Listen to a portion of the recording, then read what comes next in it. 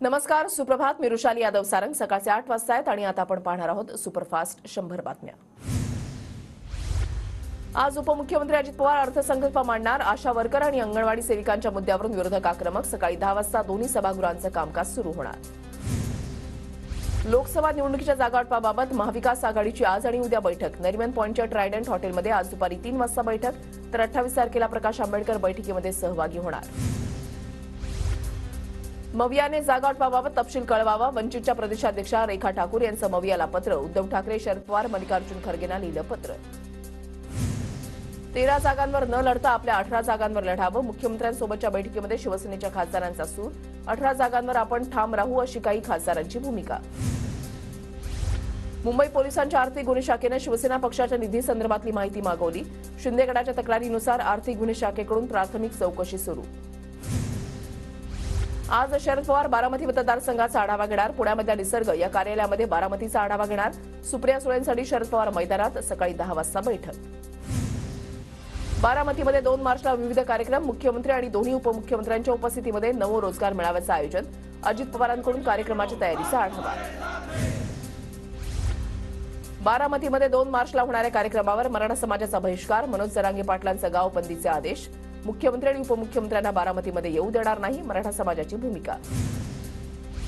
इतिहास नेहमी लढणाऱ्यांचाच सांगितला जातो, पळपुट्यांचा नाही. खासदार संजय राऊतांचं नाव न घेता शिंदे गटाला टोला. अजित पवारांनी किती स्पष्टता दिली तरी जनता ऐकणार नाही. भाजपसोबत गेलेल्यांना परिणाम भोगावाच लागणार. अजित पवारांच्या पत्रावरून नाना पटोलेंची टीका. आता तुतारी आणि मशाल हीच महाराष्ट्राची दिशादर्शक. साताऱ्यामध्ये 50 तुताऱ्यांच्या स्वागतानं फडणवीस गांगरले. संजय राऊतांचा फडणवीसांना टोला. अजितदादांनी तुमच्यासाठी आणि साहेबांसाठी मतं मागितली. तुम्ही द्वेष करणार असाल तर सुप्रियाताई तुमचं चुकतंय. सुनेत्रा पवारांवरील टीकेनंतर रुपाली पाटलांचा सुप्रिया सुळेंवर पलटवार. 21 ते 22 महत्वाच्या मतदारसंघाचा आढावा घेतला. राज ठाकरे पक्षातील नेत्यांशी चर्चा करून लोकसभेवर निर्णय घेतील. बाळा नांदगावकरांची प्रतिक्रिया. टीव्ही 9च्या न्यूजरूममध्ये विविधता दिसून येते. पंतप्रधान मोदींकडून टीव्ही 9चं कौतुक. आधीच्या सरकारमध्ये देश रिव्हर्स गिअरमध्ये होता. भारताच्या विकासाला गती देण्यासाठी आता गिअर बदलायला हवा. पंतप्रधान मोदींचा काँग्रेसवर निशाणा. गेल्या 10 वर्षांमध्ये देशाचा आत्मविश्वास उंचावला. शतकापर्यंत सरकार चालवलं, त्यांचा भारतीयांवर विश्वास नव्हता. पंतप्रधान मोदींची काँग्रेसवर टीका. भारत उज्ज्वल भविष्यासाठी दिवसरात्र मेहनत करतोय. येणारी 5 वर्ष देशासाठी महत्वाची आहेत. आमच्या 3ऱ्या कार्यकाळामध्ये भारताला नव्या उंचीवर पोहोचवायचंय. पंतप्रधान मोदींचं वक्तव्य. 4थ्या औद्योगिक क्रांतीमध्ये भारताला जगाचं नेतृत्व करायचंय. आम्ही राजनीती नाही, राष्ट्रनीतीवर विश्वास ठेवतो. पंतप्रधान मोदींचा काँग्रेसला टोला. गरिबी हटावच्या आम्ही फक्त घोषणा ऐकली होती. देशातील 25 कोटी जनता गरिबीतून बाहेर आली. मोदींची टीका. काँग्रेसच्या काळामधील रखडलेल्या योजनांचा मोदींनी वाचला पाढा. काँग्रेसच्या वेळकाढू धोरणांवर घणाघाती टीका. आधीच्या सरकारकडून केवळ मतांसाठी कामं. आम्ही तुष्टीकरण नाही, संतुष्टीकरणाचे रस्ते वापरले. राजनीतीसाठी नाही तर राष्ट्रनीतीसाठी काम करतो. मोदींची टीका. 17 दिवसानंतर आमरण उपोषण मागे घेण्याचा मनोज जरांगेंचा निर्णय. 2 दिवस उपचार घेऊन पुढील दिशा ठरवणार असल्याची माहिती. मात्र साखळी उपोषण सुरूच ठेवणार. जरांगेंची भूमिका. आजपासून अंतरवाली सराठीमध्ये साखळी उपोषण. राज्यामध्ये आमरण उपोषण थांबवावं. जरांगेंचं आवाहन. संचारबंदी हटवा. पोलिसांनी ताब्यात घेतलेल्या तरुणांना सोडावं. जरांगेंची मागणी. जरांगेंनी फडणवीसांवर केलेले आरोप हे हास्यास्पद. फडणवीसांवरील आरोप नैराश्यमधून भाजप आणि शासन म्हणून जरांगेंचा निषेध करतो. चंद्रकांत पाटलांची जरांगेंवर टीका. जरांगेंनी भुजबळ वडेट्टीवारांनाही शिव्या घातल्या. फडणवीसांना शिव्या दिल्यावर सरकार जागं का झालं? जरांगेंच्या शिवराळ भाषेला आमचं समर्थन नाही. पटोलेंचं वक्तव्य. 6 महिन्यांपूर्वी जरांगे कुणालाच माहिती नव्हते. आज तेच जरांगे शरद पवारांचे बाप झालेत. परभणीमधल्या ओबीसी अधिकार मेळाव्यामध्ये प्रकाश आंबेडकरांचं वक्तव्य. मनोज जरांगे यांनी आंदोलनाचा अण्णा पाटील होऊ द्यायचा नसेल तर निवडणूक लढवावी. जालन्यातून अपक्ष लोकसभेच्या रिंगणामध्ये उतरावं, नाहीतर निवडणूक संपल्यावर कोण जरांगे पाटील अशी चर्चा सुरू होईल. प्रकाश आंबेडकरांचं वक्तव्य. मनोज जरांगे यांच्यावर शिरूर, कासार आणि अमळनेर पोलीस ठाण्यामध्ये गुन्हा दाखल. जरांगेंच्या आवाहनानंतर बीड जिल्ह्यामध्ये रास्ता रोको आंदोलन. जमाबंदीचे आदेश झुगारल्यानं गुन्हा नोंद. बीड जिल्ह्यामध्ये रास्ता रोको आंदोलनाप्रकरणी मनोज जरांगे पाटलांसह 425 जणांवर गुन्हा दाखल. जिल्ह्यातील 22 पोलीस ठाण्यामध्ये मराठा आंदोलकांवर गुन्हे दाखल. पुण्याच्या पानशेतमध्ये जरांगेंच्या पाठिंब्यासाठी मराठा समाजाचं ठिय्या आंदोलन. 1 मराठा लाख मराठा आंदोलकांची घोषणाबाजी. दिवंगत माजी खासदार गजानन बाबर यांच्या जीवनावर आधारित पुस्तकाचं प्रकाशन. पिंपरीमध्ये शरद पवारांच्या हस्ते पार पडला प्रकाशन सोहळा. केंद्रीय मंत्री रामदास आठवलेंची शरद पवार गटाला मिळालेल्या तुतारी चिन्हावरून कविता. 2024ला मोदींचीच बारी, मग कशी वाजेल तुतारी, कवितेच्या अंदाजात आठवलेंची टीका. मुख्यमंत्री गोखले पुलाचं लोकार्पण करणारच नव्हते. काहींनी सीएमना वेळ नसल्यानं उद्घाटन थांबल्याचा आरोप केला. पुलाची वर्क ऑर्डर 2020ची, मग इतके वर्ष आपण झोपलेला का, अमित साठम यांचा आदित्य ठाकरेंवर निशाणा. राज ठाकरेंकडून विद्यार्थी सेनेच्या पदाधिकाऱ्यांचं कौतुक. पुण्यामध्ये सावित्रीबाई फुले पुणे विद्यापीठावर काढलेल्या मोर्चाचं आयोजन यशस्वी केल्यानं कौतुक. मनसे विद्यार्थी सेनेनं अमित ठाकरेंच्या नेतृत्वात मोर्चा काढला होता. काँग्रेसने माजी मंत्री बसवराज पाटील यांचा राजीनामा. बसवराज पाटील आज भाजपमध्ये प्रवेश करणार. आज 11 वाजता बावनकुळेंच्या उपस्थितीमध्ये भाजपमध्ये प्रवेश करणार. समाजवादी पक्ष आणि ठाकरे गटाच्या माजी नगरसेवकांचा शिवसेनेमध्ये जाहीर प्रवेश. सपाचे माजी नगरसेवक अख्तर कुरेशी आणि ठाकरे गटाचे स्वप्नील टेंबलवरकरांचा पक्षप्रवेश. 24 दिवसानंतर शिंदे गटाचे शहर प्रमुख महेश गायकवाडांना रुग्णालयामधून डिस्चार्ज. महेश गायकवाड यांच्यावर भाजपा आमदार गणपत गायकवाडांनी गोळीबार केला होता. गरीब शेतकऱ्यांच्या न्यायासाठी लढत होतो. गणपत गायकवाडांना कठोर शिक्षा मिळेल अशी आशा असल्याची महेश गायकवाडांची प्रतिक्रिया. आमदार गणपत गायकवाडांवर कठोर कारवाई व्हावी, जेणेकरून पुन्हा अशी हिंमत कोणी करणार नाही. महेश गायकवाडांच्या पत्नी सारिका गायकवाडांची मागणी. भिवंडी लोकसभा मतदारसंघामध्ये ठाकरे गटाच्या मेळाव्यामध्ये सुषमा अंधारेंचं भाषण सुरू असताना एका वानराचं आगमन.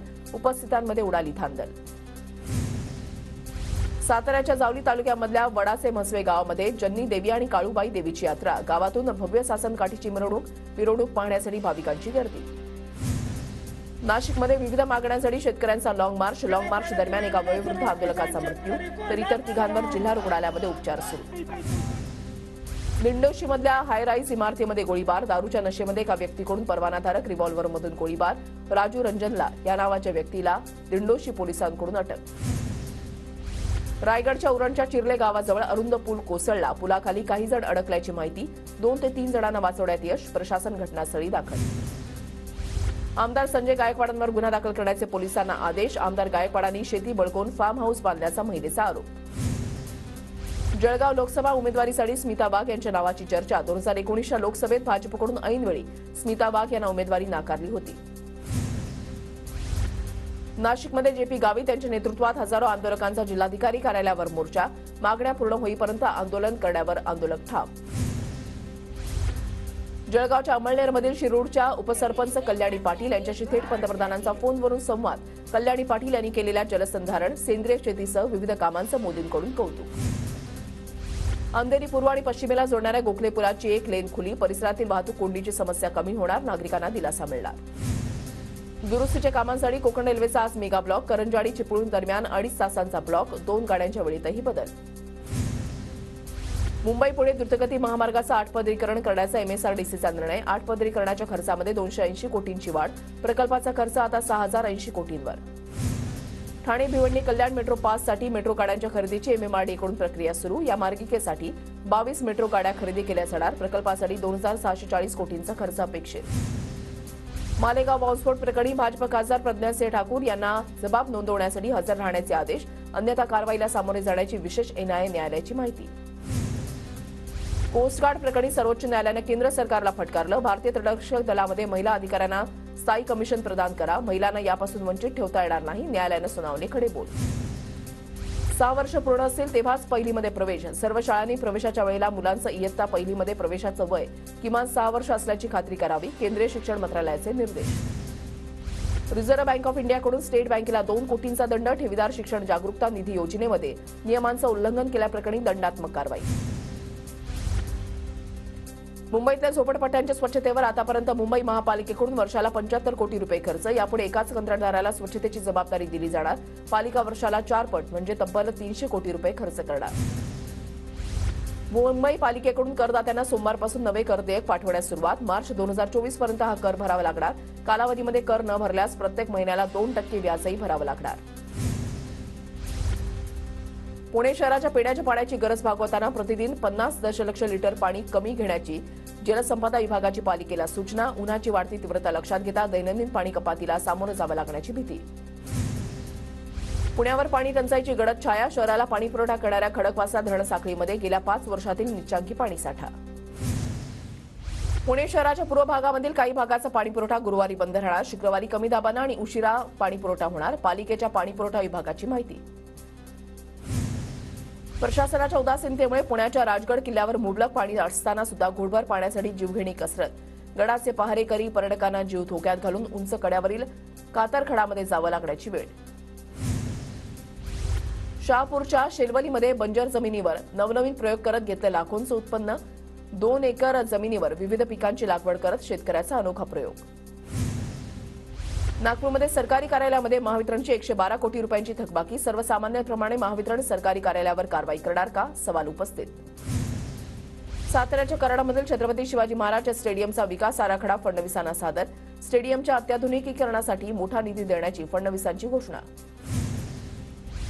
पुण्याच्या हवेली तालुक्यामधल्या सोरतापाडीमध्ये छापा टाकत 9,000 लिटर हातभट्टीची दारू पोलिसांकडून जप्त. पोलिसांची चाहूल लागताच आरोपी पसार. पोलिसांकडून आरोपींचा शोध सुरू. पुण्याच्या वेल्हा तालुक्यामधल्या कादवे घाट रस्त्यावर कार 50 फूट खोल दरीमध्ये कोसळली. सुदैवाने एका झाडाला गाडी अडकल्यामुळे मोठा अनर्थ टळला. प्रादेशिक पर्यटन विकास योजनेअंतर्गत साताऱ्याच्या कराडमध्ये तळबीड वसंतगडाच्या सुशोभीकरणाच्या कामाचा शुभारंभ.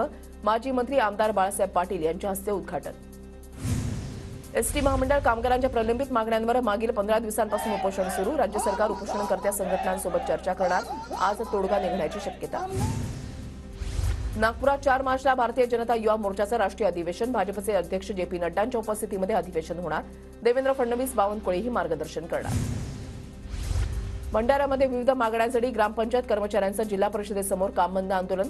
सर्व पदाधिकारी, सर्व कर्मचारी आंदोलनामध्ये सहभागी. गोंदिया जिल्ह्यामधल्या आमगाव रेल्वे स्थानकाचं कायापालट होणार. अमृत भारत स्टेशन योजनेमध्ये स्थानक अंतर्भूत. पुण्याच्या खडकवासला कालव्यावरील 60,000 हेक्टर शेती संकटात. शेतीला पाणीपुरवठा करणाऱ्या धरण साखळीमधून उन्हाळी हंगामासाठी केवळ एकच आवर्तन.